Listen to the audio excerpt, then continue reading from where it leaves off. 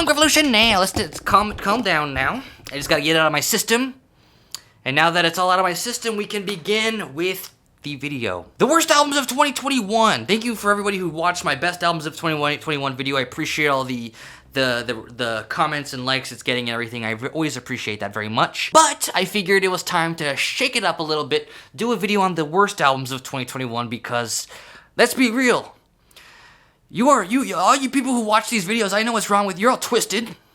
And you prefer to watch a video of me just trashing the hell out of some albums than praising some albums. It's evil, it's twisted that I'm literally spewing out negativity into the world for views, but, you know, that's part of the grind of living in a society. With all that said and done, so this video, I'm only going to be going over 3 albums.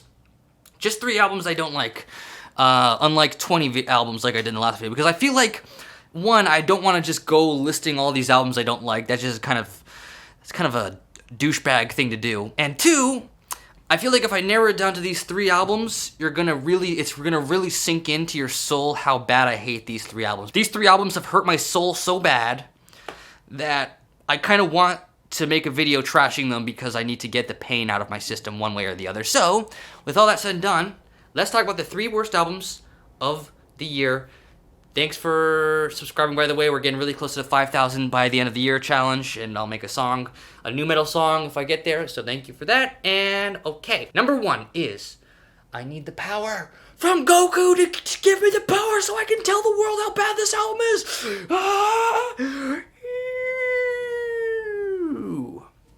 Bo Burnham's Inside. I know some of you really like this album a lot.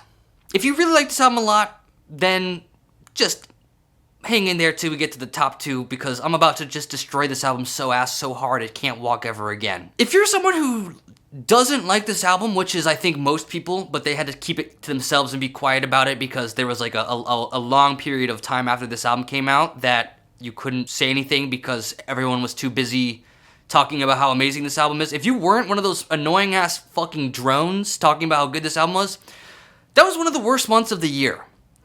Because if you're an intellectual with even just like a medium IQ, just even like an IQ of like 101, it's literally suffering on the inside to look on Twitter and look on YouTube and see the whole world praising this atrocious album. Literally like the least funny musical album I've ever heard, and I've listened to a lot. Like, I would rather watch some fucking YouTube poop music video that has like 30 views on YouTube. That's gonna be way more funny than this fucking...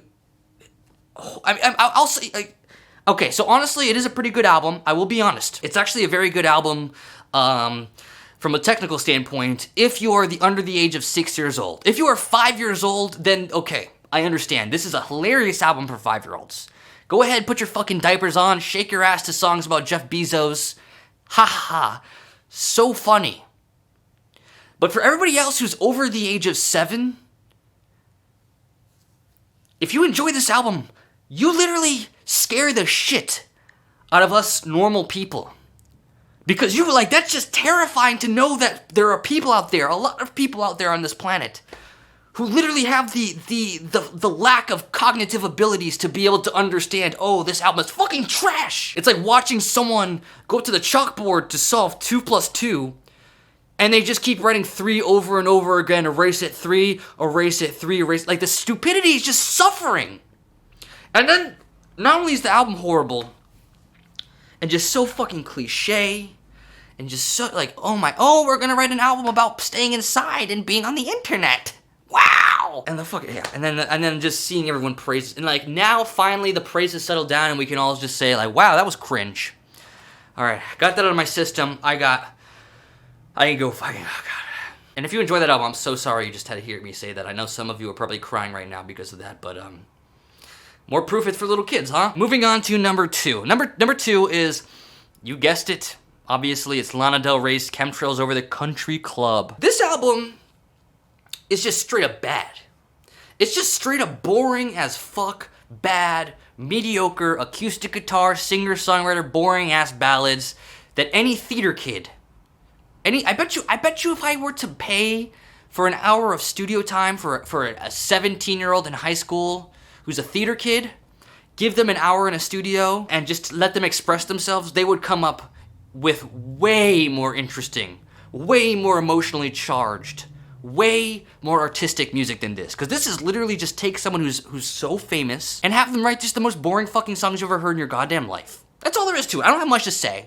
And that, I could talk about how Lana Del Rey used controversies to try to promote her music. That is the laziest of the lazy. It's like, no. You want to get some attention, Lana Del Rey? Get people's attention by writing music that's going to be interesting. Don't get people's attention by being like half racist, kind of subtly racist, not gonna, gonna make some fighting on the internet or whatever. Like, it's just so transparently, it's just evil.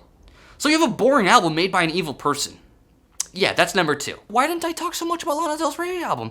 Could it be because number 1 is Blue Banisters by Lana Del Rey? So I kind of wanted to save my energy for trashing this one because it's kind of the same deal, a little bit. It's kind of the same deal, but I will say with Blue Banisters, the absolute worst album to come out this year, and probably the worst album, one of the worst albums I've ever heard, ever. With Blue Banisters, this is the first album I've ever listened to that it was so upsetting for me to like experience this album that I actually like wanted to go to therapy for. Like I was depressed. One, because of how atrocious it is. It's like psychologically damaging for me to like to know an album that's this bad is like commercially successful, like extremely, like that's like hurts.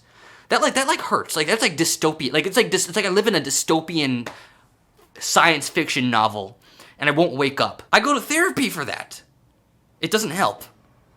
I go home, and not only is it like the most dystopian part is like I am literally getting abused, like just fucking just horrible, lashing out on Twitter, on YouTube comments, and emails, and every freaking social media app. Lana Del Rey fans coming to me to leave like the nastiest freaking DM you've ever seen in your life.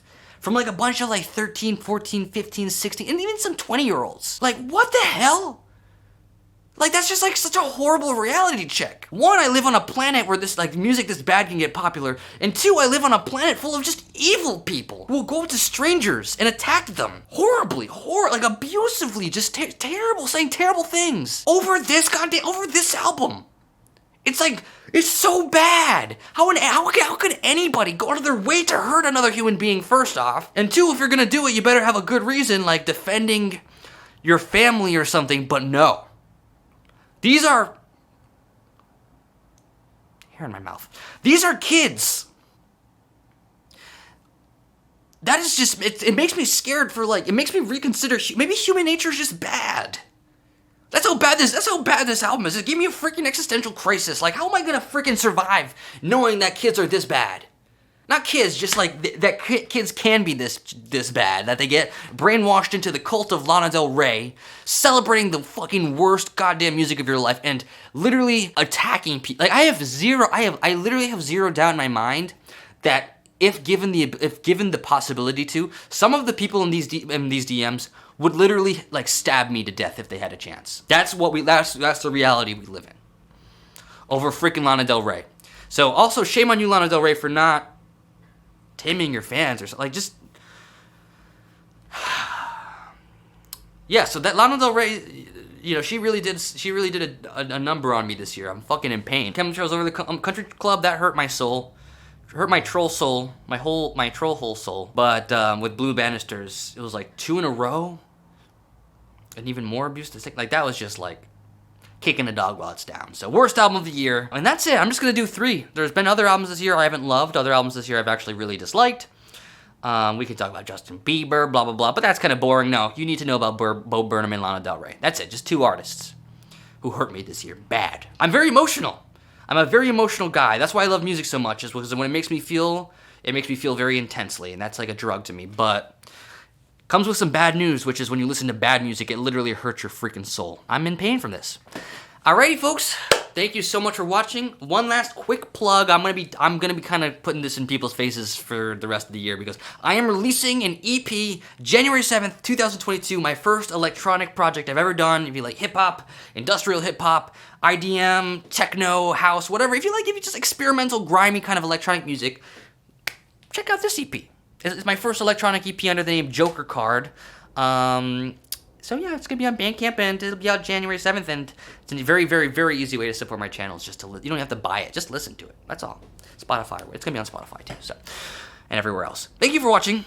Like, comment, subscribe. Also, like I said, 5,000 subscribers to the end of by the end of the year, and we will complete the challenge to do that. And I'll write a new metal song about Anthony Fantano, a diss track. And that's all I have to say.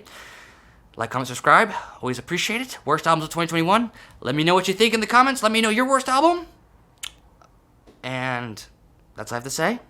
Punk Revolution now.